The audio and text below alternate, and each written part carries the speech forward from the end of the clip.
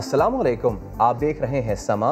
मैं हूं सैयद फैसल करीम और मैं हूं किरण आफ्ताब। सबसे पहले करेंगे मुफाहिमत की बादशाह की बात, जो हर बार मुफाहिमत नहीं करते और इस बार तो वो पूरी पीडीएम पर अकेले ही भारी भी पड़ गए। पीडीएम के इजलास में आसिफ जरदारी ने इस्तीफों को नवाज शरीफ की वापसी से जोड़ दिया। आसिफ जरदारी ने कह दिया साफ साफ, मियां साहब पहले वापस आए फिर इस्तीफों की बात करें। कहा आए मिलकर लड़ते हैं, जेल जाते हैं। ये भी कहा जंग के लिए तैयार हूं, मगर शायद मेरा डोमिसाइल मुख्तलिफ है। कुछ हमसे भी सीख लो, कुछ हमारी भी सुन लो। इस्तीफों के मामले पर अपोजिशन की बैठक। जरदारी ने पीपल्स पार्टी के इस्तीफे नवाज शरीफ की वतन वापसी से मशरूत कर दिए। कहा पहले मियां साहब आए फिर इस्तीफों की बात करेंगे। अगर लड़ना है तो हम सबको जेल जाना पड़ेगा। आसिफ जरदारी ने कहा मैंने अपनी जिंदगी के 14 साल जेल में गुजारे। मुझे एस्टेब्लिशमेंट से डर नहीं लगता, लेकिन एस्टेब्लिशमेंट के खिलाफ जद्दोजहद जाती नात के लिए नहीं बल्कि जमहूरी इदारों के इस्तेहकाम के लिए होनी चाहिए। साबिक सदर का कहना था कि असम्बलियां छोड़ने का मतलब एस्टेब्लिशमेंट और इमरान खान को मजबूत करना है। ऐसे फैसले ना किए जाएं जिनसे हमारी राहें जुदा हो जाएं। जरदारी ने दो टोक मौक़िफ़ अपनाया कि हमारे दरमियान इंतशार जमहूरियत के दुश्मनों को फायदा देगा। पहली बार नहीं कि जमहूरी कुव्वतों ने धांधली का सामना किया हो। बोले पाकिस्तान पीपल्स पार्टी जमहूरी जमात है। हम पहाड़ों पर चढ़कर नहीं बल्कि पार्लियामान में रहकर लड़ते हैं।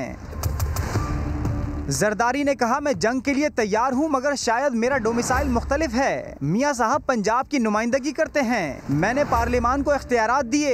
मेरी पार्टी को 18वीं तरमीम और एनएफसी मंजूर करने की सजा दी गई। हम अपनी आखिरी सांसों तक जिद्दोजहद करने के लिए तैयार हैं। कुछ हमारी भी सुन लो, कुछ हमारी भी सुन लो। पीडीएम रहनुमा इस वक्त गुफ्तगू कर रहे हैं, आपको लिए चलते हैं।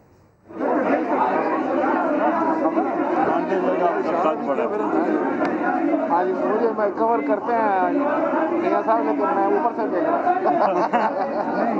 साहब अनाउंस कर दें सब जमातों के पार्टी वर्कर्स पीछे हो जाए मीडिया में। तमाम पार्टियों के जो कारकुन हैं वो ज़रा पीछे हट जाएं और सहाफ़ी हज़रात को आगे आने दें। हम इस वक्त उनसे मुखातब हो रहे हैं और उनको तसल्ली के साथ हमारी बात सुनने का मौका दें। बिस्मिल्लाहिर्रहमानिर्रहीम। नहमदुहु व नुसल्ली अला रसूलिहिल करीम। पाकिस्तान डेमोक्रेटिक मूवमेंट का सरबराही इजलास आज यहाँ मुनक़द हुआ। जनाब मियां मोहम्मद नवाज शरीफ साहब, जनाब आसिफ अली जरदारी साहब, जनाब बिलावल जरदारी साहब और डॉक्टर जमालदीनी साहब वीडियो लिंक के ज़रिए से इस इजलास में आज शरीक हुए। इजलास का जो एजेंडा था वो 26 मार्च के लॉन्ग मार्च के हवाले से था और ये कि लॉन्ग मार्च जब यहाँ पर हो तो असम्बलियों से इस्तीफे भी दिए जाएं। लॉन्ग मार्च के साथ इस्तीफों को वाबस्ता करने के हवाले से 9 जमातें इसके हक़ में पाकिस्तान पीपल्स पार्टी को इस सोच पर तहफ़्फ़ुज़ात थी। पीपल्स पार्टी ने वक्त मांगा है कि हम अपनी पार्टी के सेंट्रल एग्जीक्यूटिव कमेटी की तरफ रुजू करेंगे और उसके बाद फिर हम पीडीएम को अपने फैसले से आगाह करेंगे। लिहाजा हमने उनको मौका दिया है और हमें उनके फैसले का इंतज़ार होगा। तब तक 26 मार्च का लॉन्ग मार्च मुलतवी तस्वर किया जाएगा।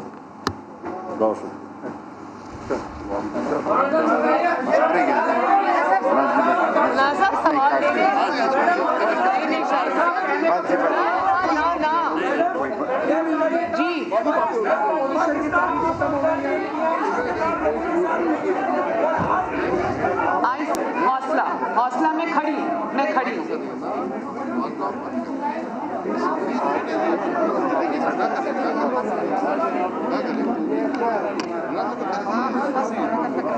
बाकी बातें होती रहेंगी। मैडम, बहुत सारे ऐसे सवाल हैं जो आपसे रिलेटेड हैं, चूंकि पीपल्स हो जाएंगे मेरे भाई, सवाल हो जाएंगे। वो बड़ी जमातें हैं जो ये चाह रही थी कि हुकूमत से छुटकारा पाना है। आखिर क्या वजह है कि अगर पीपल्स पार्टी इस्तीफों पे नहीं आती है तो फिर क्या समझा जाए कि पीडीएम की राहें जुदा हो गई हैं? जब तक पीपल्स पार्टी, जैसे मौलाना साहब ने फरमाया कि वापस आकर हमें जवाब नहीं देती, तब तक मैं इस पे कोई कयास राई करना नहीं चाहती। आसिफ अली जरदारी साहब के बारे में बताया जा रहा है कि बहुत सारा उन्होंने वो बातें की हैं और मियां साहब को क्या है कि इस्तीफे उस वक्त होंगे जब आप आए वापस। इसके बारे में आप क्या कहते हैं? नहीं, ऐसा नहीं कहा उन्होंने ये कहा कि मियां साहब आप भी तशरीफ़ लाएं, बाकी सब लोग भी आएँ, मिल के जिद्दोजहद करते हैं। तो जिस पे मैंने बहुत अदब के साथ उनसे ये कहा कि मियां साहब को वापस लाना उनकी ज़िंदगी को कातिलों के हवाले करने के मुतरादिफ होगा, जो ना मुस्लिम लीग नून के जो ऑफिस होल्डर्स हैं, जितने लीडर्स हैं, ना वो चाहते हैं, ना मुस्लिम लीग नून की वोट बैंक चाहती है कि मियां साहब की ज़िंदगी को कोई ख़तरा हो, ना ही पाकिस्तान के अवाम चाहते हैं, क्योंकि पाकिस्तान की अवाम की इन्वेस्टमेंट होती है लीडर्स के अंदर, जो कि दहाइयों पर मबनी होती है। और हमें ज़िंदा लीडर्स चाहिए, हमें लीडर्स की लाशें नहीं चाहिए, हमें लीडर्स का कत्ल नहीं चाहिए, हमें ज़िंदा लीडर्स चाहिए। और मैंने जरदारी साहब से ये भी क्योंकि छोटी हूँ तो बड़ी अदब से अर्ज़ किया कि मियां साहब की जो स्ट्रगल है, मियां साहब की जो कुर्बानियाँ हैं, वो किसी से ढकी छुपी नहीं है। इस जालिमाना और इंतकाम आना दौर के अंदर जितनी सख्त जेल और सबसे लंबी जेल, आप ज़रा काइंडली चुप करके बात सुनेंगे प्लीज़। तो सबसे सख्त जेल और सबसे लंबी जेल मियां साहब ने काटी है। मियां साहब अपनी बीमार और बिस्तर मर्द पर जो अहलिया थी उनको छोड़कर अपनी बेटी का हाथ पकड़कर, ये जानते हुए भी कि ये इंतकाम था और ये एक झूठे मुकदमे में उनको झूठी सज़ा हुई थी, लेकिन वो पाकिस्तान वापस आए, जेल काटी, बहादुरी से काटी। जेल में उनको हार्ट अटैक्स हुए, बहादुरी से उन्होंने बर्दाश्त किया, लेकिन इस हुकूमत के हाथ पांव तब फूले जब उनकी ज़िंदगी ख़तरे में आ गई और उनको ये लगा कि खुदा न खास्ता इनकी ज़िंदगी को कुछ हो ना जाए, तो आनन फानन इस हुकूमत ने उनको बाहर भेजा। लेकिन अब चूँकि वो बाहर जा चुके हैं,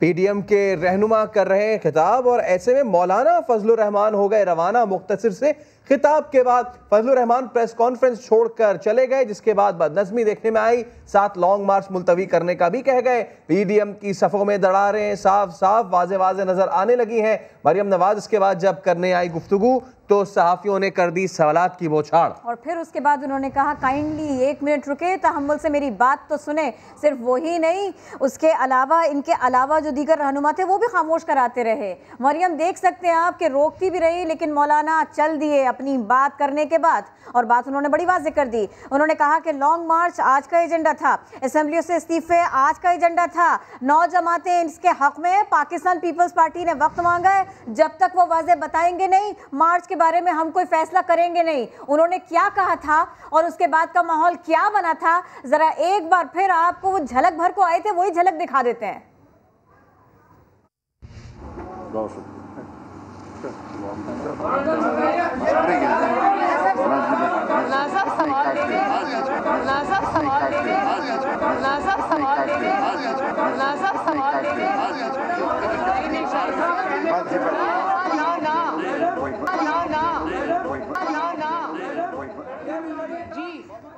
एक बार फिर आपको बराह रास्त लिए चलेंगे इस वक्त प्रेस कॉन्फ्रेंस पे। और मैंने ये गुजारिश की पीडीएम की तमाम क़यादत को कि हमें आप टाइम दें, मोहलत दें, क्योंकि सीईसी का जो पहला डिसीजन था वो इस्तीफ़ों के हक़ में नहीं था। अगर आप चाहते हैं कि हमें रिजिग्नेशन देना चाहिए तो give us some time, will go back to the CEC और उनसे फिर इजाज़त लेकर फिर हम आपके पास आएंगे। इसलिए उन्होंने तमाम मुत्तफ़िका तौर पर हमें टाइम दिया है और इंशाअल्लाह बारी बारी कर लेना एक मिनट उसके लिए हम फिर CEC की तरफ जब जाएंगे तो उनका पहला जो मौक़िफ़ था वो था कि पार्लियामेंट्री फॉर्म ऑफ गवर्नमेंट है उसकी तरफ जाना चाहिए। तो अब जो नया सिनेरियो है उसके तहत हमने PDM की तमाम क़यादत ने मुत्तफ़िका तौर पर पाकिस्तान पीपल्स पार्टी से कहा है आप दोबारा जाके सीट से इजाज़त। कितना अर्सा लगेगा? रमज़ान के बाद चला गया है, फिर कब तक बताएंगे आप? सून मीटिंग के बाद। मैडम अगर नहीं बताती पीपल्स पार्टी तो क्या JUI और बाकी 9 जमातें नून समेत मिलकर वो इस्तीफे या लॉन्ग मार्च नहीं करेंगी? एक सेकंड आपने जो सवाल किया, एक सवाल का जवाब, एक सेकंड भाई सबर, मैं खड़ी नहीं जा रही, आपका सवाल लेके जाऊंगी। आपने जो सवाल किया वो फिर मैं यही कहूँगी कि अगर पीपल्स पार्टी जवाब देती है तो उस पर हमारा क्या मौक़िफ़ होगा। पीपल्स पार्टी जब तक जवाब नहीं देती तब तक मैं इसके ऊपर अजम्पशन नहीं कर सकती कि मुस्लिम लीग नून ये करेगी और JUIF ये करेगी या वो क्या होगा। पहले ये जवाब देंगे, उसके बाद हम भी अपनी पार्टीज़ के साथ मशावरत करेंगे, देखते हैं क्या सिनेरियो बनता है। जी उन्होंने आपको बताया कि वो जल्द अज जल्द इसके ऊपर करेंगे।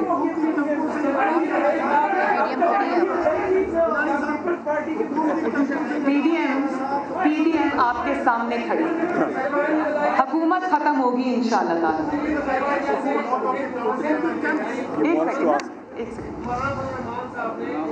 तवील इजलास के बाद इंतहाई मुख्तलिफ मीटिंग दी, तो इससे हम क्या मतलब है कि क्या PDM का जो ये इत्तेहाद था क्या अभी भी स्टैंड करता है या ये इत्तेहाद फिल वक्त हमें सिर्फ नजरों में नजर आ रहा है लेकिन अमलन जो ये खत्म हो चुका है। सवाल जरा मिजाज कीजिए क्योंकि अब से कयास आ रही है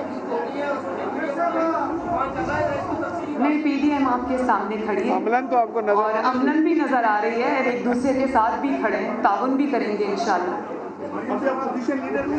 एक क्वेश्चन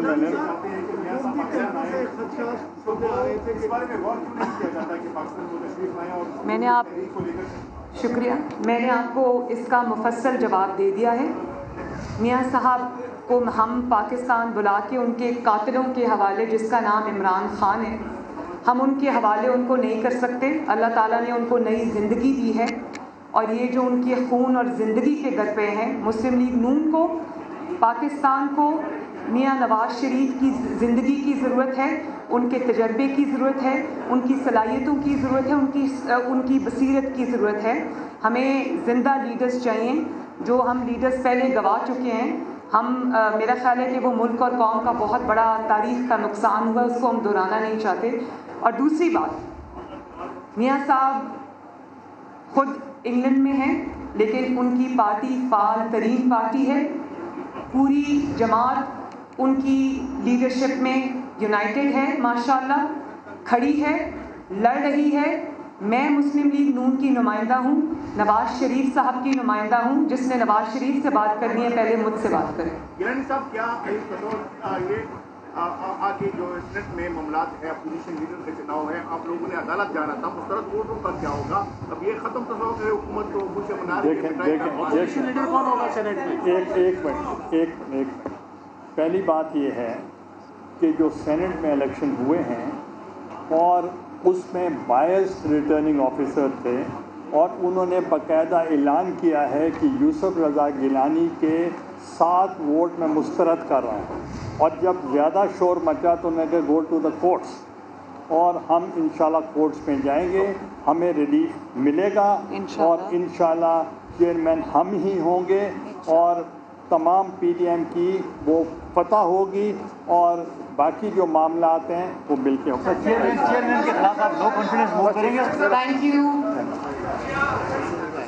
जल्दी खत्म हो गई। मरियम नवाज की प्रेस कॉन्फ्रेंस जो है वो ख़त्म हो चुकी है और साथ ही आपको बताएं कि बहुत ही मुख्तसर ये प्रेस कॉन्फ्रेंस रही है, लेकिन सवालात धुआंधार हुए और हर सवाल का जवाब आ नहीं सका। तो बहुत सारे सवाल, लेकिन कोशिश करेंगे कि मुख्तसरन इसका जवाब भी जान सकें, इसके ऊपर तज्जिया भी ले सकें और क्या कुछ सिनेरियो है वो भी बता सकें। हम आपको बता देते हैं कि सारे के सारे पीडीएम रहनुमा मिलकर आए, माइक के पास इकट्ठा हुए। सवालात की बौछार होने से पहले का माहौल ये था कि सब एक साथ खड़े हुए थे। मौलाना फजलुर रहमान चंद मिनट में अपनी बात करके चले गए। मरियम थोड़ी सी परेशान हुई, पीछे शायद खाकान अब्बासी को भी देखा जा सकता है, राना सनाउल्लाह साहब को भी देखा जा सकता है, बाद में गिलानी भी वहीं पर मौजूद रहे, लेकिन मौलाना जा चुके थे।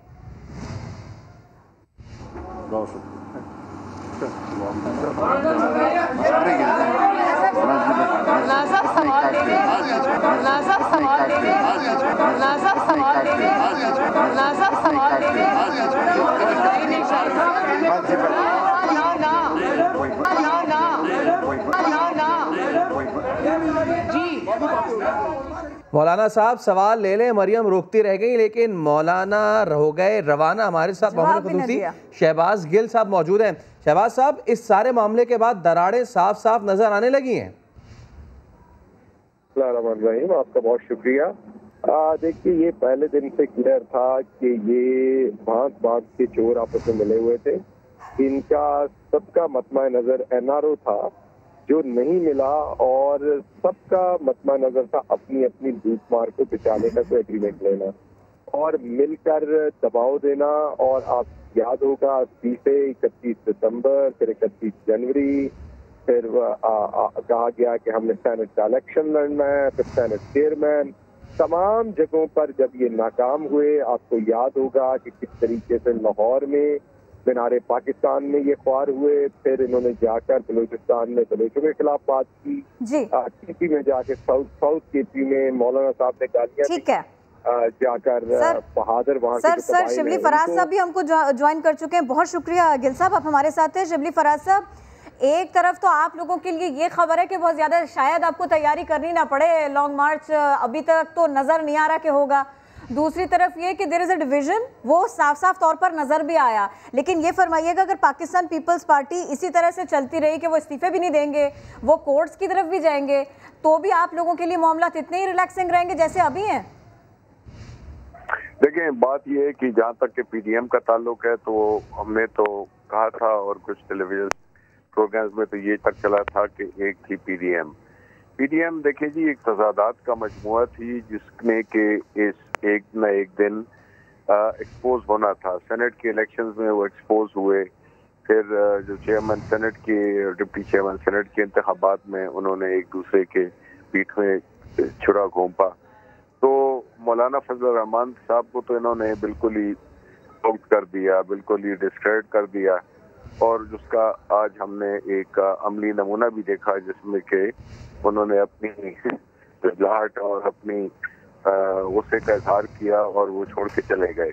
तो एक ऐसी वो कोलिशन जो कि पब्लिकली भी अपने इख्तलाफात को ना छुपा सके, तो उससे यही ज़ाहिर होता है कि ये एक ऐसा माजी का एक ऐसी जो पाकिस्तान की नाकाम तरीन जो वो है एक तहरीक, उसमें तारीख में ये दर्ज होगी कि ये एक ऐसी तहरीक थी जो कि जिसका ना सर था ना पाँव था, और ना उसका कोई अवाम के लिए कोई मुतबादिल प्रोग्राम था। बुनियादी तौर पे इन्होंने सब ने अपने अपनी मफादात को हासिल करने के लिए एक दूसरे को इस्तेमाल किया और सब एक्सपोज हो गए आखिर में।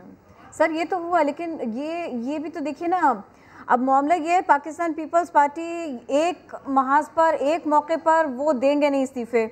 दूसरी तरफ आप लोगों के लिए, पीटीआई के लिए प्रॉब्लम भी रहेगी, वो कहीं ना कहीं से वो कोई ना कोई कोर्ट्स की तरफ भी जाते रहेंगे, वो गिलानी साहब वाले मामले के ऊपर, सेनेट इलेक्शन के ऊपर भी बात करते रहेंगे, कुछ कॉन्क्रीट उस पर भी सामने लाना चाहेंगे। तो सवाल ये है कि इस सारे के सारे सिनेरियो में अगर पीडीएम को माइनस भी कर देते हैं सर आपकी बात के मुताबिक, तो भी टेंशन तो है कहीं ना कहीं, ऐसा नहीं है सर? नहीं, देखिए, टेंशन तो अभी उस लिहाज से इसलिए भी नहीं है कि जहाँ तक के पीपल्स पार्टी का ताल्लुक है या एमएलएन का ताल्लुक है, ये सारी जो है तो इलाकाई जमातें हैं, और चूंकि इनका आपस में कोई इत्तेफाक नहीं है, ना इनकी कोई मुश्तरका हिकमत अमली है, तो इनकी मुख्तलिफ, जिस तरह मैंने कहा कि मफादात हैं, उस लिहाज से जब आपके जो सियासी मुखालिफिन हो वो अगर मुख्तलिफ सिमतों में जा रहे हों तो जाहिर है कि वो तो हमें तो उसमें कोई ख़तरा है नहीं और ना हमें ये मुश्तरका तौर पे कोई हमें तकलीफ पहुंचा सकते हैं, बल्कि जितने भी इनके प्लान थे, चाहे वो लॉन्ग मार्च हो, इस्तीफे हों, उस पर आपने देख लिया है। तो यही इसका अक्स जो है तो आपको पार्लियामेंट में भी नजर आएगा। अच्छा शिबली साहब, लेकिन जो अक्स हमने आज एक्सप्रेशंस का फजल रहमान साहब के चेहरे पे देखा है उससे आपको क्या आया होता है? क्या इतना तनाव आज तक नजर आया था इस इत्तेहाद में, और क्या आपको लगता है कि पीपल्स पार्टी अब कुछ ही दिनों में राहें जुदा कर लेगी? देखें, ये तो अब इसकी जो है तो बाकायदा ये नहीं हुई है कि सेपरेशन हो गई है और अब इस ताल्लुक की खात्मे का जो है तो मेरा ख्याल है कि ये ऑलरेडी ये ऐलान हो चुका है बगैर कहे हुए, और मौलाना को तो इस पूरी सियासी नाटक में कोई उनको नुकसान ही नुकसान हुआ, उनको एक अलामती ओहदा दिया गया और न फैसले उनके साथ होते थे। हर एक अपनी जगह पर जो दो बुनियादी पार्टी थी, जो एक सिंध रूरल की पार्टी है पीपल्स पार्टी और पंजाब सेंट्रल की जो पार्टी है नून, तो जाहिर है कि उन्होंने वो वाली अपनी हरदर्मी से और अपने मफादात की रोशनी में अपने फैसले ये तमाम तर काम किया है। शिबली फराज साहब, बहुत शुक्रिया आपके वक्त का। डेवलपमेंट्स होती जा रही हैं। पाकिस्तान पीपल्स पार्टी ने अपनी सेंट्रल एग्जीक्यूटिव कमेटी का इजलास बुलाने का फैसला कर लिया है। इसी बारे में मजीद जानेंगे। समा के नुमाइंदा खुसूसी अब्बास शब्बीर हमारे साथ हैं। अब्बास शब्बीर, अब मजीद मैनेज नहीं हो सकता, अब क्लैरिटी लाना पड़ेगी पाकिस्तान पीपल्स पार्टी को, ये सब कुछ इसीलिए करना पड़ा है? देखिए, ऑफ द रिकॉर्ड अगर बात करें तो आसिफ अली जरदारी की तरफ से तो मियां नवाज शरीफ को 3 दिन पहले इशाइये के मौके पर यह वाज़ेह तौर पर कह दिया गया था कि इस्तीफे नहीं देंगे, लेकिन कुछ लोगों ने भी वहां पर मुखालफत की थी पीपल्स पार्टी की सीनियर क़यादत ने। लेकिन अब इस्तीफों से मुतालिक चूंकि वक्त करीब आता जा रहा है तो इसलिए पीपल्स पार्टी ने अपना एक फैसला करना है, अपना एक तयन करना है कि वो किस रास्ते पर चलेगी। तो पीपल्स पार्टी की तरफ से एक बड़ा फैसला किया गया है, सेंट्रल एग्जीक्यूटिव कमेटी का इजलास बुलाने का फैसला किया गया है। एग्जीक्यूटिव कमेटी इस्तीफों से मुतालिक उस इजलास में आखिरी फैसला करेगी कि इस्तीफे देने हैं या नहीं देने, लेकिन आसिफ जरदारी और दीगर सीनियर क़यादत ये मना कर चुकी है कि इस्तीफे नहीं दिए जा सकते। बड़ी हद तक ये मामला वाज़ेह। जी, बहुत शुक्रिया, आपने अपडेट किया। एक जरदारी पूरी पीडीएम पर भारी, पीपल्स पार्टी और नून लीग आमने सामने। पीडीएम इजलास में आसिफ अली जरदारी ने साफ साफ कह दिया, मियां साहेब पहले वतन वापस आइए, फिर इस्तीफों की बात कीजिए। आसिफ जरदारी कितना बड़ा गुरु निकला है। हम ये खबर जान गए थे, पीपल्स पार्टी ने इस्तीफों को नवाज शरीफ की वापसी से मशरूत किया, समा पहले ही बता चुका था। इजलास में अहम बात की गई है, मियां नवाज शरीफ वतन वापसी पर ही इस्तीफों पर बात हो सकती है। लॉन्ग मार्च के लिए तैयार हैं, मियां नवाज शरीफ वतन वापस आकर लॉन्ग मार्च का हिस्सा बनना चाहिए। हमें दुख होता है, ऐसा क्यों होता है? तो पीडीएम में इंतशार की खबरों पर हुकूमती रहनुमा फ्रंट फुट पर आ गए हैं। शेख रशीद कहते हैं जरदारी मुस्ताफी होने और नवाज शरीफ वतन वापसी के लिए तैयार नहीं। असद उमर बोले नवाज शरीफ सिस्टम गिराना चाहते हैं, लेकिन आसिफ जरदारी ऐसा नहीं चाहते क्योंकि वो खुद सिस्टम के अंदर मौजूद हैं। पीडीएम क़यादत के आपस में गिले शिकवे, हुकूमती रहनुमाओं ने भी ऑपोजिशन इत्तेहाद को निशाने पर रख लिया। वफाकी वजीर दाखिला ने तो हिज़्ब इख्तिलाफ को लॉन्ग मार्च के फैसले पर नजरसानी का मशवरा दे डाला, कहा कि फैसले बच्चे नहीं वालिदैन ही करेंगे। आसिफ जरदारी खुल के ये बात कह दिया कि वो असम्बलियों से इस्तीफे नहीं देंगे। 2-3 दिन पहले ही उन्होंने नवाज शरीफ को ये पैगाम पहुंचा दिया था। आटम बम तो रखने के लिए होता है ना, नवाज शरीफ अपने पाकिस्तान आने के लिए तैयार नहीं है। असद उमर ने कहा कि पीडीएम की जिद्दोजहद जाती मफाद के लिए है। बखूबी इल्म था कि 11 जमाती इत्तेहाद फितरी नहीं है। हर एक अपनी अपनी जात के लिए वहाँ पर जमा हुआ है। जरदारी साहब, उनकी पार्टी जो है उनके पास एक सूबे की हुकूमत है। नवाज शरीफ साहब जो सिस्टम से आउट हैं, वो तो चाहते हैं कि कोई ऐसी सूरत हाल पैदा हो जिससे पूरा सिस्टम ही गिर जाए। फिरदौस आशिक आवान कहती हैं आज पीडीएम का बयानिया दफन हो गया। जरदारी साहब ने जिस तरह से पीडीएम को ठेंगा दिखाया है, पीएमएलएन को खसूसी तौर पे। फिरदौस आशिक आवान का कहना था नवाज शरीफ एवनफील्ड के महलों में बैठकर सियासत मत चमकाएं, बल्कि पाकिस्तान आकर अपनी सियासी जंग लड़ें। आसिफ अली जरदारी ने आज मियां नवाज शरीफ से सारे पुराने बदले चुकाए हैं। ऐसा कहना है PTI की रहनुमा जरताज गुल का। प्रोग्राम नदीम मलिक लाइव में गुफ्तगू करते हुए उन्होंने कहा कि आज PDM की सियासत का जनाजा निकल गया है। साबित हुआ कि एक जरदारी पूरी PDM पर भारी पड़ गए। आज तो PDM में स्पेशली PMLN को जो जरदारी साहब ने उल्टे हाथ की कान के नीचे रख के लगाई है ना, यकीन करें उल्टे हाथ की कान के नीचे रख के लगाई है ना, जरदारी साहब उनको रोने भी नहीं दे रहे। उन्होंने बता दिया है कि वो वाकई इनके ऊपर भारी हैं। और मैं समझती हूँ कि अल्लाह की पनाह, जो पुराने जो बदले थे जो जरदारी साहब ने दिल में रखे हुए थे कि किस तरीके से नवाज शरीफ साहब बेनज़ीर भुट्टो साहिबा की तजलील किया करते थे। पहले उन्होंने उनकी बेटी को बुलाया उनकी कब्र पे और जाके उनसे नारे लगवाए पीपल्स पार्टी जिंदाबाद के, बदला वहाँ पे भी ठंडा ना हुआ। और आज जो उन्होंने कहा है कि जी मियाँ साहब आप तशरीफ़ ले आए तो फिर इनकलाब होगा। देखिए ये भी कैसी कमाल उन्होंने ख्वाहिश की। बदला लिया या फिर याद दिलाया मालूम नहीं। वैसे हम आपको याद दिला देते हैं, पीपल्स पार्टी और मुस्लिम लीग नून की कुर्बतें और दूरियां कोई नई बात नहीं। कभी मीसाक़े जमहूरियत हुआ, कभी पंजाब तो कभी बलोचिस्तान में हुकूमत का धड़म तख्ता हुआ। सियासी दोस्ती और दुश्मनी, इसकी कहानी हम आपके सामने रखते हैं।